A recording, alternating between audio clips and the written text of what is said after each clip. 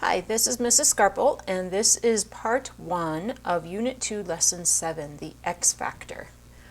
The learning focus for Lesson 7 is to find patterns in signs and numbers to help us factor and multiply expressions, to use area model diagrams to multiply binomials with different signs, and use area model diagrams to factor trinomials when some of the terms are negative. So our question is, what happens to the factors of a quadratic expression when some of the terms are negative? So we're going to go back to the quilt shop, and now that they've been working with rectangular blocks, as we saw in Lesson 6, their business is growing by leaps and bounds. Many customers want rectangular blocks that are bigger than the standard square block on one side. Sometimes they want one side of the block to be the standard length x, with the other side of the block 2 inches bigger. So our first task is to draw and label this block. So we have the standard square of x by x, but some customers just want to extend one of the sides by 2 inches. Well, we know the area of the standard square is x squared, and then the additional piece has dimensions of x by 2 for an area of 2x. So two different expressions that we can write for the area of this block are, if I just use the lengths of the sides, x times x plus 2, and if we look at the expressions for the areas and write them as a polynomial, x squared plus 2x. So the first form is factored form. When we write the area in terms of the sides, we're writing what is called factored form.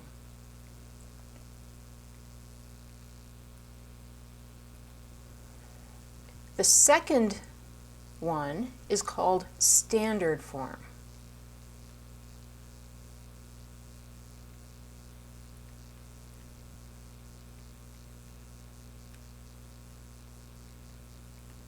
So we're going to be writing expressions in both factored form and standard form today.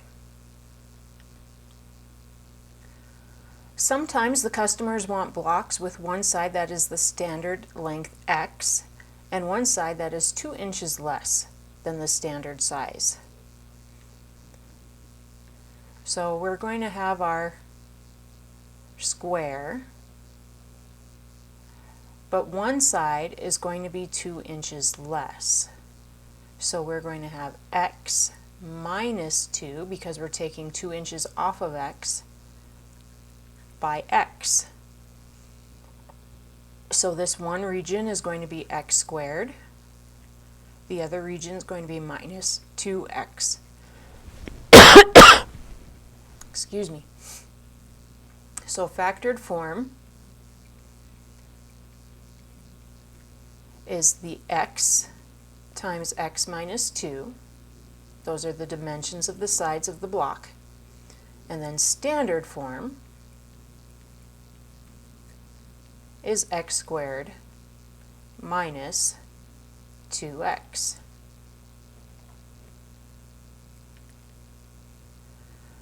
And of course, there are other size blocks requested, with the side lengths all based on the standard length x. So for our following examples, we're going to draw and label blocks, and then we're going to use the diagrams to write two equivalent expressions for the area. So for number 3, we have a block that has one side 1 inch less than the standard size, and the other side is 2 inches more. So this is taking us back to our blocks that have 4 sections. We have one side is 1 inch less, so that's a minus 1. We have another side that is 2 inches more. So this first region is x by x, that's x squared. this side next to it is x times negative 1. That's negative 1x. The little rectangle on the bottom is 2x, and then the units, 2 times negative 1 is negative 2. So the factored form of our area is x plus 2 times x minus 1. The standard form of our area is x squared minus 1x plus 2x is plus 1x, or just x, minus 2 for our units. In example 4, one side is 2 inches less than the standard size, and the other side is 3 inches more than the standard size. So we need a block with 4 sections again.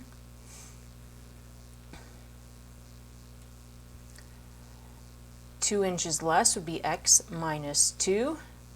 The other side is x plus 3 because it's 3 inches more. Again, we have x squared. We're going to have negative 2x because it's negative 2 times x, positive 3x, and our units will be minus 6, 3 times negative 2. Factored form is x plus 3 times x minus 2. Standard form is x squared. Negative 2x plus 3x is 1x again, or just x, and then we have minus 6.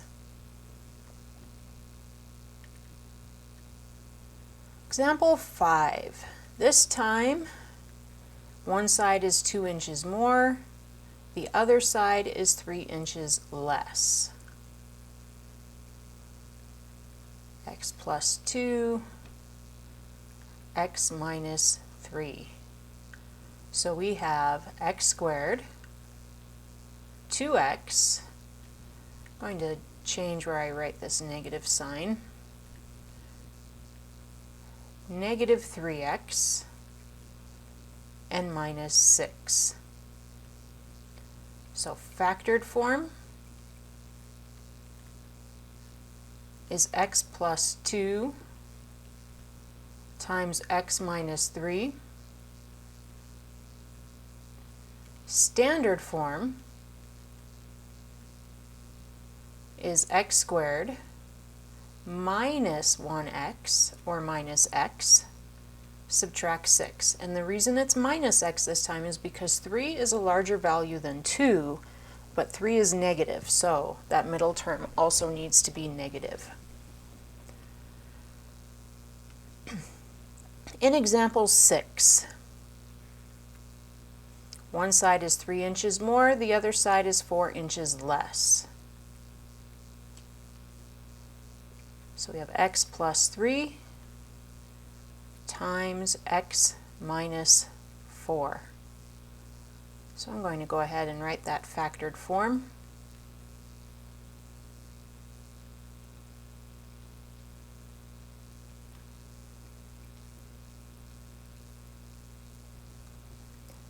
Now to fill in the diagram, we have x squared, we have 3x, we have negative 4x, and we have negative 12.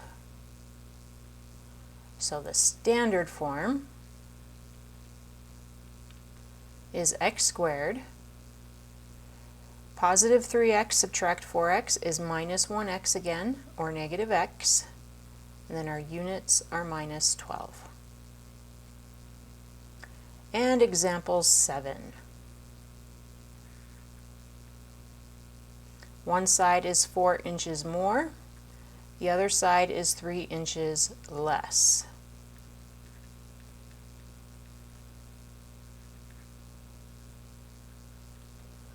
So we have x squared as a segment, we have 4x as a segment, negative 3x, and negative 12 again.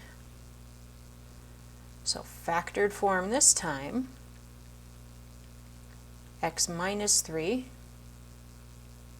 times x plus 4. Standard form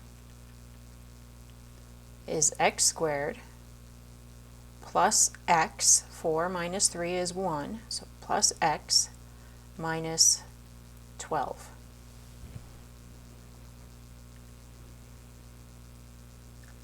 An expression that has three terms in the form ax squared plus bx plus c is called a trinomial. So if you look back at the ones from problems 3 through 7, how can you tell if the middle term b of x or bx is going to be positive or negative? I'm just going to go back one slide here. So if I want my middle term to be negative, if I look at 5, the bigger factor of c is negative. If I look at 6, the larger factor of c is negative. And when it's positive, the smaller factor is negative. So the larger factor is positive. So we can answer this question by saying, if the bigger factor of c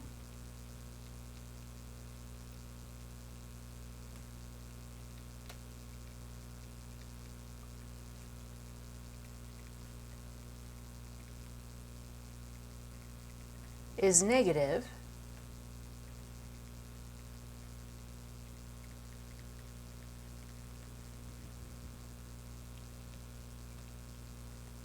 then b is negative.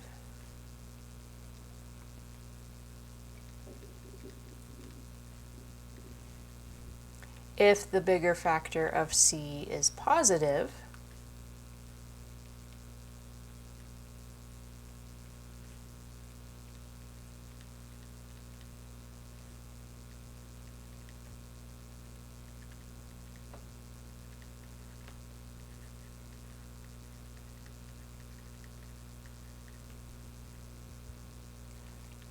then b is positive. So it depends on the sign of the bigger factor of c.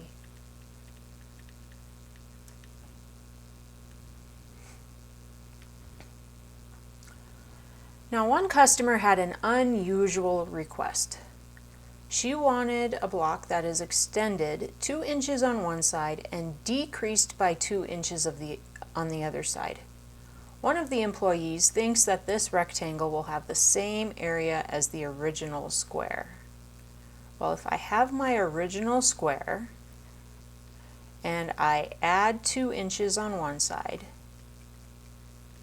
and I subtract 2 inches on the other, do you think we're going to have the same area as the original? Do you think the area is going to equal x squared like the original square?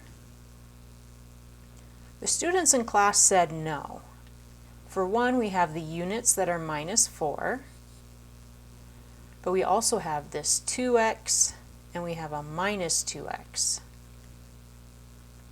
So when I write my factored form for 1, I will see that I have the factors x plus 2 times x minus 2. Well, that's not the same as saying x times x. If we look at the standard form, we have x squared, 2x minus 2x equals 0x. So I don't even have to write the middle term, minus 4. So the area actually is even slightly less than the original square. So let's take a look at number 10 here. The result of the unusual request made the employee curious. Is there a pattern or a way to predict the two expressions for an area when one side is increased and the other side is decreased by the same number? So let's look at 2 more problems that we're going to model. We have this block that one side will be x plus 1, and the other block will be x minus 1. So we have that x squared again. We have 1x, or just x. We have negative 1x, or just negative x. And our units are negative 1. Negative 1 times 1 is a negative 1. So our factored form is already written, so we just need to write the standard form. We have a of x equals x squared. X minus x is 0, so we have x squared minus 1. If we look at example B, where we're adding 3 and subtracting 3, x plus 3, x minus 3, we've got that x squared, we have a 3x, we have a minus 3x, and we have negative 9 for the units. So the standard form here is a of x equals x squared, 3x minus 3x is 0 again, minus 9. So what do you notice? Hopefully you notice that each time we add an amount and subtract the same amount, we don't have a middle term. And it might not be as easy to see when it's 1 that we're adding or subtracting, but like the 3, this 9 is 3 times 3. If we go back to the previous slide, it was 2 times 2. Those are square numbers. So the result of x plus a times x minus a will always be x squared minus a squared.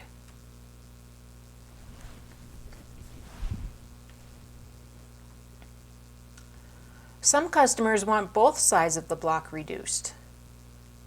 So we're going to draw a diagram again.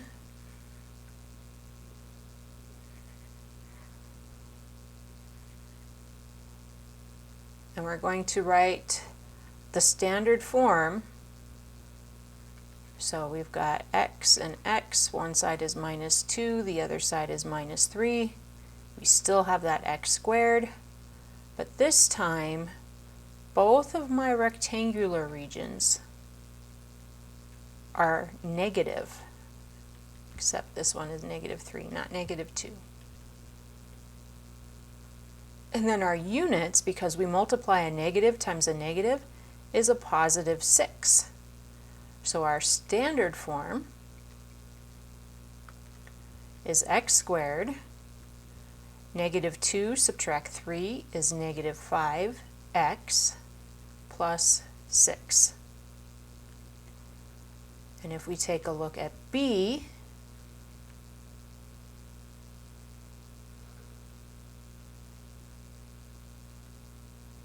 x minus 1,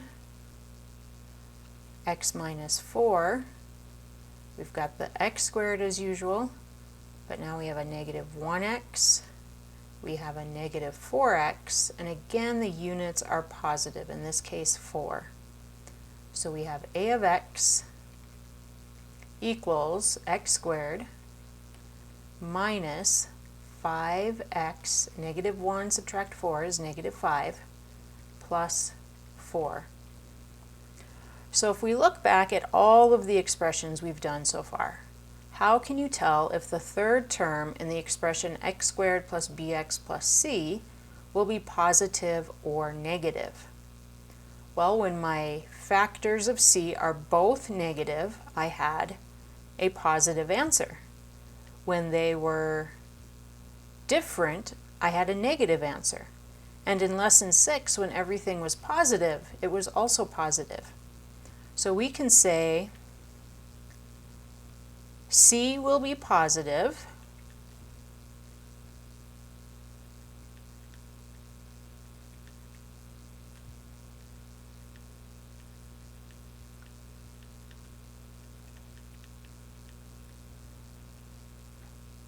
when both of its factors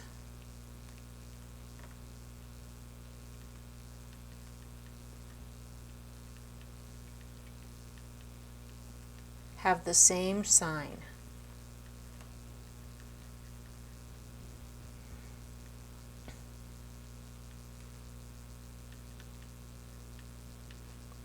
C will be negative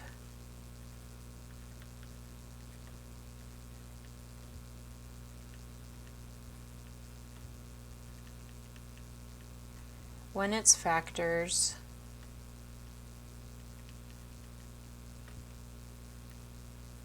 have different signs.